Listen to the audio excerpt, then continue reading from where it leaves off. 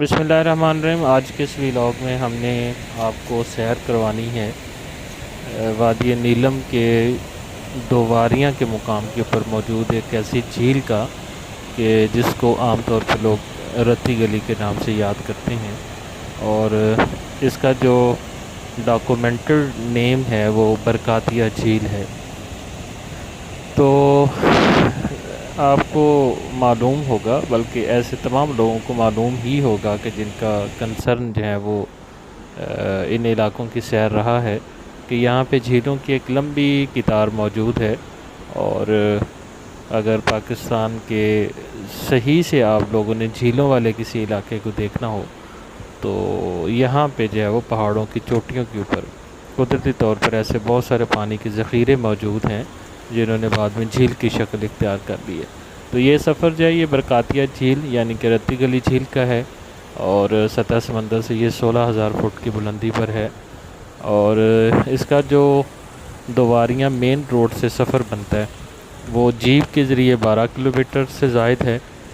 और फिर उसके बाद बेस कैंप और बेस कैंप से फिर ऊपर की तरफ जाते हुए 3 किलोमीटर 3.5 किलोमीटर का जो सफ़र है वो पैदल का है।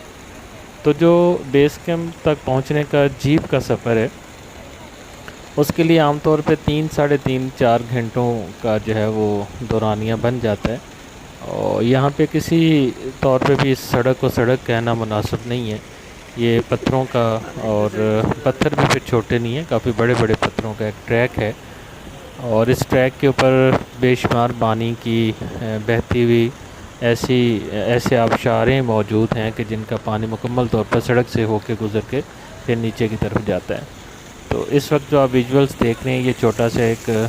दरमियान में, सड़क के दरमियान में एक ऐसा पॉइंट है कि जहाँ पे कुछ देर के लिए गाड़ियाँ रुक लेती हैं और रुकने के बाद यहाँ पे थोड़ा सा रिफ़्रेशमेंट का भी सामान मिल जाता है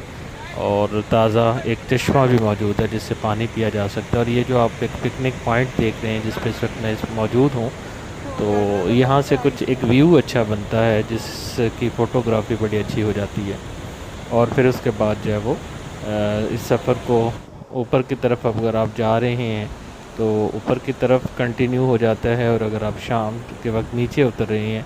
तो फिर ये नीचे की तरफ जो है सफ़र आगे शुरू हो जाता है। तो आगे हम अभी रत्ती गली के पैदल ट्रैक के ऊपर एक जगह पे बारिश में फंस गए थे।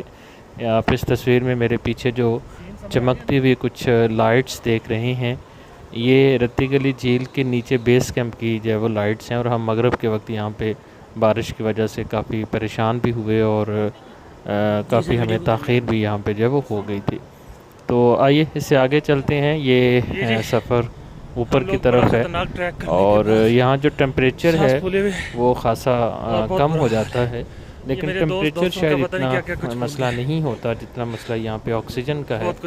और चढ़ाई के ऊपर चढ़ते हुए ख़ास तौर पे यहाँ पे जो है वो लंग्स जो है वो बहुत ज़्यादा प्रॉब्लम्स में आ जाते हैं। और इस सफ़र के अंदर आमतौर पे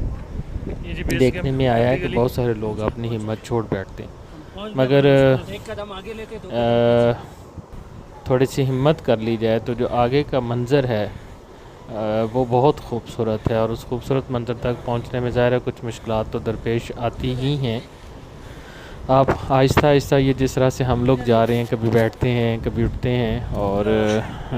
एक दूसरे से अटखेलियाँ करते हुए हम अब ऊपर की तरफ जा रहे हैं। सांस हमारे बिल्कुल फूले हुए हैं, मगर ये एक दिल का और टेस्ट का इम्तहान, दिल का और लंग्स का एक टेस्ट भी है कि वो किस हद तक काम करते हैं। रास्ते में मुख्तलिफ़ किस्म के जो खिले हुए फूल हैं वो जब हम इस वक्त चढ़ रहे हैं तो ये मेरे पीछे आप देख रहे होंगे ब्लू कलर के जो फूल हैं ये बहुत खूबसूरत मंजर पेश करते हैं। और जब हम झील के ऊपर जाते हैं तो वहाँ पे पिंक कलर के फ्लावर्स हैं जो बहुत खूबसूरत मंजर बनाते हैं। तो नाजरीन, ये जो सफ़र है रत्ती गली का पैदल ट्रैक, इस वक्त हम उसके ऊपर हैं और कुछ देर तक हम इंशाल्लाह अगर मौसम ने साथ दिया तो ऊपर पहुंच जाएंगे। हमारे पीछे जो बेस कैंप की तरफ इस वक्त मुकम्मल तौर पर जो है वो बादल हैं, लेकिन जिस जगह से इस वक्त हम गुज़र रहे थे वहाँ पे वहाँ पे इस वक्त जो है वो धूप है। तो ये पीछे से कुछ जीप ट्रैक की कुछ क्लिप्स हैं जो आपको मैं दिखाना चाह रहा हूँ कि जीप के अंदर आपको किस हद तक जो वो مطلب ان ایون روڈ کی وجہ سے دھکے محسوس ہوتے ہیں، ایسا لگتا ہے کہ جیسے جسم کے تمام پارٹس ہیں وہ اپنی جگہ چھوڑ دیں گے، اور لنگس جو ہیں وہ ہارٹ کی جگہ پہ اور ہارٹ لنگس کی جگہ پہ شفٹ ہو جائے گا۔ لیکن اسی سفر کا، اور پھر جیسے یہ ابھی گاڑی کراس ہو رہی ہے اور ہلکی سی بارش بھی شروع ہو گئی ہے، تو اس وقت تو پھر اپنے پاؤں کو زمین کے اوپر گاڑ لینا پڑتا ہے۔ یہ اس وقت آپ دیکھ رہے ہیں سڑک کے اوپر تھوڑی سی پھسلان بھی ہو گئی ہے، اور اوپر سے پانی کی وجہ سے جو ہے وہ کافی زیادہ جیپ جو ہے وہ اس کو سفر کے دوران میں کسی جگہ پہ ایسی مشکلات کا جب سامنا کرنا پڑتا ہے تو تب کچھ دیر کے لیے پھر رک کے اپنے سفر کو آگے کنٹینیو کرنا ہوتا ہے۔ روڈ سے آپ کو اندازہ ہو رہا ہوگا، یہ سائڈ میں ایک طرف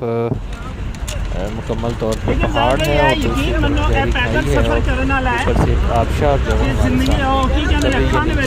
اب ہم نے اس آبشار کے اندر سے گزرنا ہے۔ یہاں پہ تھوڑی سی پھسلان تھی تو پھر ڈرائیور نے ایک شخص کو آگے بونٹ کی طرف بٹھایا ہے تاکہ گاڑی کے جو اگلے ٹائر ہیں ان کے اوپر تھوڑا سا وزن ہو اور وہ اپنی زمین کے اوپر جو سڑک کے اوپر اپنی گرفت کو مضبوط کر سکیں۔ یہ آپ دیکھ رہے ہوں گے جیپ کے اندر ہماری حالت بھی آپ کو نظر آ رہی ہے، اور جیپ سے باہر کا جو منظر ہے، بارش بھی ہے، سڑک کے اوپر پھسلن بھی ہے، اور اوپر سے پانی بھی آ رہا ہے، اور اس کے ساتھ سے یہ دوسری طرف کا منظر دیکھیں، اور یہ وہ آبشار ہے جس سے گزر کے ابھی ہم نے آگے کی طرف جانا ہے۔ اس کا پانی بہت دودھیا رنگ میں ہے، اور یہاں جو پانی کا جو ایک چھوٹا سا فلو ہے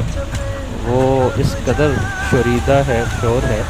کہ کچھ دیر کے لیے آپ اس منظر میں بالکل کھو کے رہ جائیں گے۔ اس سے آگے پھر جب ہم اگلے سفر کی طرف نکلیں گے، اور جیسے ہم لوگ یہاں سے گزرے ہیں تو سب کے چہروں پہ ایک مرتبہ پھر سے رونق بحال ہو گئی ہے کہ شکر ہے ہم نے ایک اور جو ہے وہ ٹریک کا جو مشکل ایلیمنٹ تھا اس کو کراس کر لی ہے۔ اور پھر اس کے بعد جب ہم اس سے آگے کی طرف سفر کو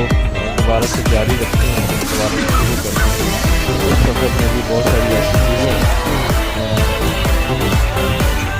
آتی ہیں کہ جن کو جو آپ یہ سمجھتے ہیں کہ سفر کے مزے کو دوبارہ کرتی ہیں، اور اس کو جب ہم دیکھتے ہیں ان سے گزرتے ہیں محسوس کرتے ہیں تو ہمارے سفر کا جو مزہ ہے وہ دوبارہ ہو جاتا ہے۔ سفر کے پھر دوسری طرف کے جو مناظر ہیں، دوسری طرف کے جو اس میں پھر بے شمار قسم کے جو کھلے ہوئے پھول ہیں وہ آپ کی طبیعت کو، یہ میں اس وقت چاہوں گا کہ آپ لوگ پھول دیکھیں، اور ان پھولوں میں جو ایک قدرتی حسن ہے، وہ قدرتی حسن جو ہے وہ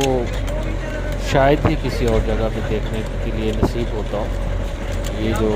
رنگ برنگے پھول جو ہے وہ کھلے ہوئے، یہ رنگ برنگے پھول بہت خوبصورت لگتے ہیں، قدرتی کے لیے یہ سبھی اس حوالے سے بہت زیادہ